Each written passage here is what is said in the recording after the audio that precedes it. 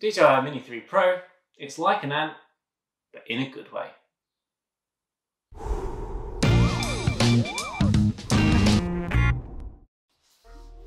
Hello everybody, it's finally here, it has arrived, the DJI Mini 3 Pro. You've probably got yours by now, but I had to wait just over a month because I had the Fly More combo. So I don't actually know why it took so long. It's a really strange release this time. But let's get on with the review and unbox them. So this is the DJI Mini 3. It hasn't actually got a like a protector, something to wrap the arms in as you're transporting it, which is quite odd. But it makes it easy to open up. I always get confused because it opens up the other way around to the Mini 2. But the good thing about this drone is it doesn't matter which arm you open first. You can open them both in whichever order you like. It's luxury. How amazing is that? We've also got like a pretty big gimbal protector here. It does a pretty good job at protecting the gimbal, obviously. But I do find it's a bit tricky to put on at the moment. I'm going to have some lessons in gimbal placement. Hey, I just did it. First time, look at that. So, yeah, sorry. I've gone off track. What am I doing? Right, so here is the drone. And if you buy just the drone itself, you're going to get the drone, a remote, and you're going to get this little box. It's got a few of the cables to help you plug it into the remote. Obviously, depending on what phone you've got, depends on what cable you have. And basically all the cables are going to be in here, all the boring information, everything like that, all in this box. But mainly, what we're interested in is going to be the drone and the remote. In case you haven't seen one of these remotes before, I know there's two for the Mini 3, I should point out. I actually quite regret not getting the one with the built-in screen. This one does not have the built-in screen. So if you want to use this, you just pull this top bit up. This is the antenna as well. You put your phone in here and you connect it. So I was saying, it's an extra about £150 for the remote with the screen. When I was ordering, I was like, I don't want to spend all that money. In hindsight, now I wish I had. I did go to cancel this and go to reorder it with the new remote. That's really annoying me there. But what I found was that if I cancelled it and then went for the new remote, it would have taken an extra month to get hold of it with the Fly More combo.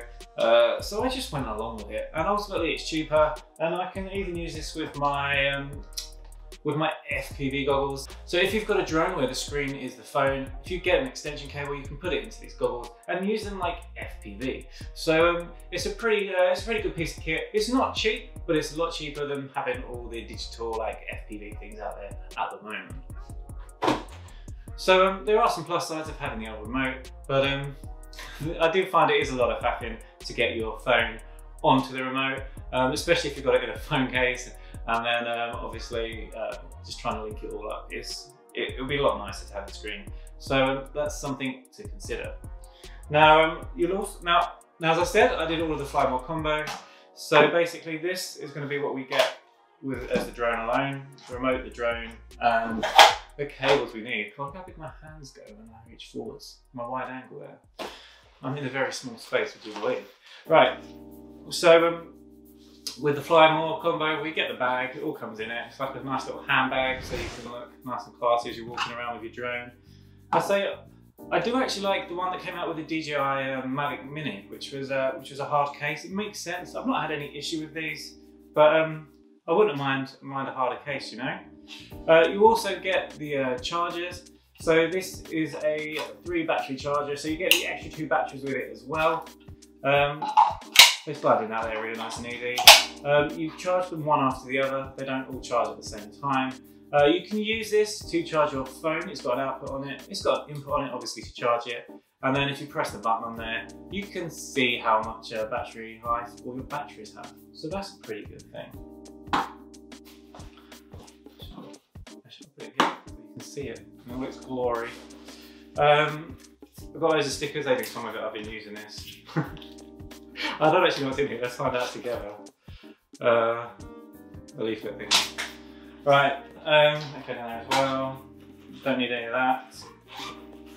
So basically we've got 2 pairs of extra propellers. So basically, if you broke all your propellers, you'd get one full replacement with this. Yes, you would. And we've got another like charging cable. This is probably going to be for the batteries, I imagine, but it'd be useful for, you can plug, it's a USB-C cable, you can plug it into your drone, you can plug it into your remote, you can also plug it into your battery charger. I tend to just put all 3 batteries in here and just leave them. Okay guys, so that's just a quick summary of everything you'll get if you order the drone and the Fly More combo. So the other thing I'd like to point out is you don't get things that I potentially feel you should get. And you've probably got lots of mini SD cards or micro SD cards around, which is what the Mini 3 uses. They just plug straight into the back here. But so if you haven't got one, it's just something that might catch you out. Also, I feel that if I've ordered a combo for a professional drone, I should really get an ND filter to go on there. That was the biggest thing for me. I actually didn't order the ND filter when I ordered the drone. I thought there might be a small chance that I could use the ND filters from the Mavic Air 2. That is not the case. You can't use any of the batteries or any of the ND filters from your Minis or any other drone, I believe. Only the ones especially for the Mini 3, which is, it's understandable. It's a completely new design. So I don't feel they're doing it just to be awkward. I generally feel it's something to do with the design, and it just won't obviously fit nicely. And there's no point trying to adapt the drone if it's going to push it over the 250 gram mark. Okay guys, so there we go. If I was to order this again, I would order the remote with the screen, and I would also order some ND filters for it. Having said that, when I looked, the ND filters were like ND16 up to ND256, which I believe are more for photography. I found that long exposures are quite tricky with the drones, because if they move slightly in the wind, you're going to get a bit of blurriness. Whereas for video, I find anything from ND4 to ND32 really useful. It will help you get a nicer, smoother footage. And to be fair, if I'm flying professionally, it's something that I just wouldn't do without ND filters. Okay guys, while we're talking about the cost, you can pay extra for the Care Refresh Pack. Now again, me trying to keep the cost down, I didn't do this. A lot of people say it's a no-brainer. I think it's around 120 quid. I'll put it on the screen now. Basically, what you'll get is up to 2 free replacements a year if anything goes wrong. I personally don't really crash my drone. Okay, I have crashed my drone. But the conditions I crashed it under, it wouldn't have been covered by Care Fresh because I had extra accessories on it that weren't from DJI. So it wouldn't have been covered anyway. And I'm usually really careful with my drones, particularly now, and particularly with one that's this expensive. So that's it, that's how to get my costs down. So this actually ended up costing me around £860, but you could be paying up to almost £1,200 if you take all the upgrades, which is a lot of money for a small drone. Do I think it's worth the money? Absolutely, it's a really good drone. Okay guys, so all in all, this cost me around £860. It was my own money, so what I'm saying about the drone isn't going to be affected by DJI in any way. Now I say I did order this before I'd seen any reviews. I just know DJI got really high quality. I've got all my other drones are DJI, so I expect it to be really good, and it has fulfilled my expectations. I think this is an awesome drone. It's really small, it's compact, so obviously that's a really big thing with all the legal complications around the world. This is going to get you past a lot of them. You can fly this in the UK commercially without needing any licenses at all. All you've got to do is read the user manual. And you can fly it close to people. You can fly it over people's heads. You haven't got to ask permission. It might be ethical to do so, but it's not a legal requirement. Just be careful with any privacy laws that may dictate how close you can get to people. But ultimately, being so small is a really great advantage. It does really well in the wind as well. I've put it up in some fairly powerful gusts, and it's held its own, and it's been able to fly back against the wind very easily. So this is not a drone that I'm going to be scared of losing in the wind. Now it's got optical avoidance on it, it's got active track, it's kind of got a little life of its own. It very much reminds me of an ant. Yes, because it's small, it's powerful, it's got a life of its own, and it's also a little bit kind of ugly in a cute way, you know, like it's got these little bits here, you can imagine the antennas coming out of. It's got a lot of character, it's a lot of fun to fly. So let's talk about some of the features. So we can shoot at 60 frames a second at 4K. It's an 8-bit camera, not a 10-bit camera. For me, I would like a 10-bit. It would be something really exciting, and I'd be happy to pay a little bit of extra money for that. We've obviously got the optical avoidance.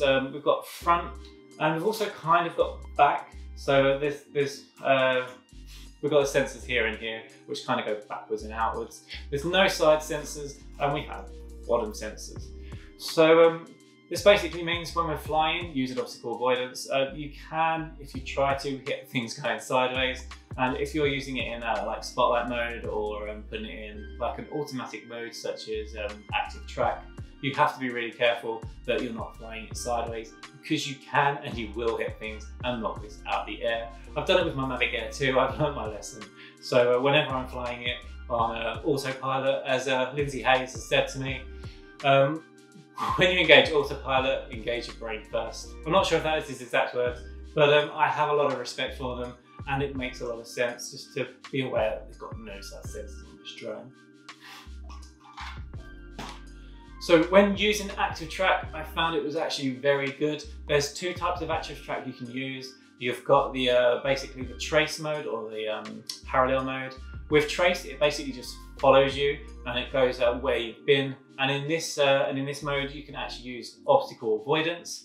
And I did actually use it going around a bush. I decided to use a bush because it's not a completely solid object. There's sort of branches and leaves coming out, so it's a bit harder for the drone to detect. But it did a really good job, and it managed to chase me around this bush a few times.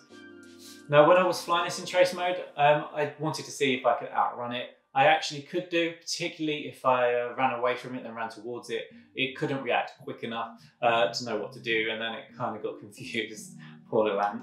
And it didn't really know where I was, so we had to reset all of that. So it is a bit of a learning experience. You can lose it on active track, but I did have to try to do that. So that's all in trace mode. Now if we look at parallel mode, something really worth noting is that you cannot use optical avoidance in parallel mode. So I'm guessing that is because in trace mode, where it sort of follows you, it's going to be using mainly forward sensors, whereas in parallel mode, you can have it following you sideways, and obviously it's not going to be able to see what it's doing anyway, so it doesn't want to give you that false sense of security. Now I'm going to do a whole video to give you a lot more detail on active track, so if that interests you, hit that subscribe button and you'll know as soon as that video comes out. Now another thing I'd like to talk about is the freedom you have with the gimbal. So where it's got this little cutout at the top, the camera can actually go up to 60 degrees. Now I found this fun. It's nice to actually fly underneath trees and be able to look up at the sky. Obviously you could do that from the ground, but when you've got it on a drone, you'll get nice smooth footage on a gimbal. It's really lovely. It's really nice to have. So I really do enjoy that feature, and I think it's something I'm going to be using a lot more in the future. Now another thing with the Mini 3 is that it can turn its camera around to shoot a true vertical shooting. Now when I first got this, I never thought I would use this. It's like for TikTok, Instagram. It's not what I'm into. When I'm shooting in the air, I'm thinking landscapes. You're thinking a landscape shot. So when you start putting it into portrait mode, it's a bit odd. It feels odd, but having said that, me thinking I'm never going to use it, first time I went out and flew this commercially, they wanted stuff for TikTok, they wanted stuff for Instagram, and you can turn the camera around, you can shoot them upright, and you can do it at full 4K, which means that if you're shooting at if you've got a video that's at 1080p, a bit smaller, you can do things like the vertigo effect upright without losing quality, which is exactly what I used it for. So I love having it on the drone. I never thought I would use it, but actually it's something that's useful where I don't want it personally. Customers do, so it's useful to have on there. Now this drone has got a ton of features. It's basically the Mavic Air 2 into the Mini 2. So we've got like the Mini 2 here, we've got the Mavic Air 2. You've got all the benefits of the Mini 2 being small and reliable, and everything the Mavic Air 2 having similar kind of sensors, pretty much the same abilities, and even slightly more. So it kind of makes these two drones redundant if you've got this. The only thing I will say about the Mini 2 that has a slight advantage I think it's like very slightly smaller. It's very slightly lighter, but it's not enough to be a bonus point really. The only other thing is that if you've got an Android phone, you can fly this with Litchi, meaning you can use like FPV screen with your Litchi app, and so you can use waypoint mode for this, but you've got waypoint mode on the Mini 3 anyway. So in my opinion, it makes all my other drones redundant, quite frankly. Okay guys, let's talk quick features and statistics. So we're going to get about it says a 34-minute battery life out of this. What I found realistically, the useful amount of time I got out was about 20 minutes. I usually bring it back at 20% battery life. It's not good to run the battery down all the way. But then you've got 3 batteries, so I've got an hour of flying time, which is usually plenty. I've never really needed to fly more than that, although if you gave me more, I'd probably fly all day if I had the option. It says it's got a range of 7.5 miles. Again, you're not supposed to fly it further than 500 meters, so it's not something that I can test legally. So now if we go and have a little look at the app, we can see it's actually really easy. We've got this button here. We can just turn the camera around upright just by pressing that there. We can obviously click at the photos here. Let's have that up. So if you want to choose your mode, it's really easy to select. Let's go for video first. Now it does automatically shoot in HDR, which I think is really odd. It's something that I would like the ability to turn off. There are some times where it's not preferable. So maybe that's something I'll fix in the future. We've got the option here to shoot your color temperature. I would always have mine on manual. It looks a lot more professional if the color temperature isn't changing as you're flying, or the white balance even, sorry. We've got the option to shoot up to 4K at 60 frames a second, and the HDR stops working after 30 frames a second. Something I forgot to mention is you do actually get internal storage with this drone, 1.2 gigabytes, which is it's not a huge amount, but if you go out and forget your memory card, which I have done before with other drones, it's really useful to have it on there. We can shoot in normal, de-stimmer-like. So normal will be if you're just going out exploring and you want some nice footage. If you want something really nice looking, if you switch it over to de-stimmer-like, it will give you some flatter colours, and then you can colour grade them afterwards. So you do have to put the work in afterwards, but you've got more flexibility in what you can do with the colours. We've got H624 and H625. Basically H625 is the more modern one, it should work faster, and if you're shooting 4K, it's probably the better one to be using. And then we've got MPV on the north. Okay guys, so I would always recommend shooting in manual. It's going to give you more professional looking footage. Another thing to point out is we've now got slow motion. I say the Mavic Air 2 does have a slight edge because it can shoot slow motion at 240 frames per second, whereas the Mini 3 can only shoot at 120, but that's still plenty, and it's still great fun to play with. Let's look at photos. So we've got the single shot, which is just your basic photo. We've then got your 48 megapixels. This is going to be taking huge photos. It's actually bigger than my professional camera can do. Oh no, you can see what I'm shooting with. You can see my setup here. It looks really messy, so let's turn that down a bit. We don't want to see my messy camera work, do we? We don't want to see my messy kitchen in the background. There we go. Okay, let's get back on track. So we've got these kind of 2 burst modes here. I'm not actually entirely sure the difference. It's something I'm going to have to research. But what they will do is take 3 to 7 photos all very quickly, and then you can put them together and make a HDR photo. And then we've got the time slot. We can set it to intervals to take pictures there every so often.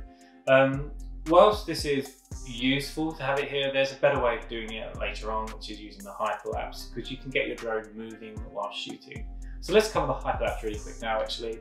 We can fly around free, which I wouldn't really recommend because it's very hard to do a hyperlapse, keep a constant speed and get something really nice like that. But it's an option.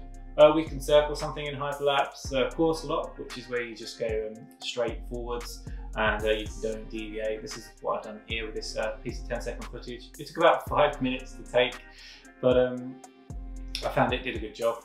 And then we've also got the waypoint down the bottom, and again you can set waypoints and your drone will follow it. If you would like more information on how to use these, drop a comment in the comment section down below. If I get enough people interested, I'll make a video about it. We've got pano, you've got loads of options for the pano. I can't show you why it's not in flight, but you've got the chance of like a really wide angle, you've got the chances of using like sphere. It's a good thing to have, it's a bit of fun, and you can get some really nice shots with it. Okay, let's go back up and look at master shots. I can't show you, but basically master shots is where you just select something on the screen and your drone will just fly around taking loads of different shots of it. I personally thought it's not something I'm going to use. It's a bit gimmicky. I did give it a go when I was testing it. It nearly flew into a tree. It detected the tree was there and just stopped halfway through. So maybe something you'll use, but I can't imagine being on holiday or shooting for a job, or even just using it for fun, because you're either flying for fun, you want the control over the drone, or with a job you've got a very specific thing of what you're going to want. And then if you're exploring, I wouldn't want to spend ages just on one thing with the drone flying around for a few minutes. It does play some pretty funky music when you're flying though, so maybe you can have a bit of fun with the music, a bit of a range, you're dancing around. Okay, moving on from that. We've got quick shots, the good old quick shots. Again, can't do why it's not in flight, I can't show you. But basically, you've got all the typical things. I think everything from the Mavic Air 2, you've got your drone where it flies backwards and out. You've got the one where it shoots straight up. You've got helix where it spins around you and moves away. And then you've got circle where it just rotates around you. And I think it's got comet as well, where it just goes up into the air and makes a kind of like a circular globe. It's not to my taste, that one, but they're useful to have the option to shoot. Now, I found the optical avoidance to be pretty good. As I was saying, if you're flying sideways, it's not going to work. It can detect trees and bushes, but if you've just got some small twigs or something, it's going to miss them. So I would always be aware of when you're flying just to make sure you do know the surroundings and what's there. It's also worth pointing out that optical avoidance only works in scenic and normal mode. It does not work in full speed sports mode. And this drone is actually pretty nippy. It can turn really quick. Okay guys, I'm going to do a follow-up video about my first flight and the things I did and things I tested. So you can see it in a lot more detail. This video is getting a bit long though, so I'm going to start cutting it shorter here. So what I want to do is give you my opinion on this drone. So if you are watching this video because you want to know if this is the right drone for you, as I say, I'm not trying to push this drone on anyone. I'm just trying to give everybody all the facts they need to make their own decision. So what I found is it is a really great drone. I believe it's really reliable. There was a bit where I unfortunately had to run through a woods to keep my visual line of sight on this drone, and when I was running through the woods, I didn't lose any signal at all. So I don't have any worries about losing this drone really. It's got a great connection with the remote. It's very good in the wind, and it's very responsive. So I've got no worries from that aspect. Let's say the biggest downside for me is its price. It is expensive, but I believe it is worth the money. If this is what you want in a drone, it's very much worth it. I wouldn't recommend this for a complete beginner who's never flown a drone before. There's a lot of extra gadgets on there. Like when I fly this professionally, I still tend not to use active track. I still tend not to use the automated like options. So that's where the Mini 2 comes in really. Like if for a first drone, the Mini 2 for me is still a really great drone. You don't need the optical avoidance. This offers you a lot more extra and it's great to have. But if you don't want that or you don't need that, Mini 2 is still a really amazing drone. So I would highly recommend it there. You see it? There we go. So it's a lot of money. Is it worth it? Yes. Now, having said I would never recommend it as a first drone. My mum's partner is going cycling. He cycles around the world, and he's like, I want a drone that I can just put up that will just follow me. And I was like, that's this drone. You know, you've got a small drone. You haven't got to worry about flying over people, distances from buildings or whatever. You know, particularly around Europe, which is where he's cycling. If you can put this drone up, it will follow him. And it hasn't got a great deal of worry. You wouldn't be able to do that with a Mini 2, and with the Mavic Air 2, you're going to have all the extra legal issues that go with it. So this is certainly a highly desirable drone. For the advanced hobbyist or someone that's going to get a lot out of it, particularly for someone who's a professional video maker or a semi-professional video maker like myself, this is something I use a lot. It's great to have in the camera bag. I take it to a job, I chuck it in the bag. If I want to use it, I just buy insurance and then I can put it up in the air. I buy insurance for that day. It cost me about £10 for the commercial insurance, which is a legal requirement.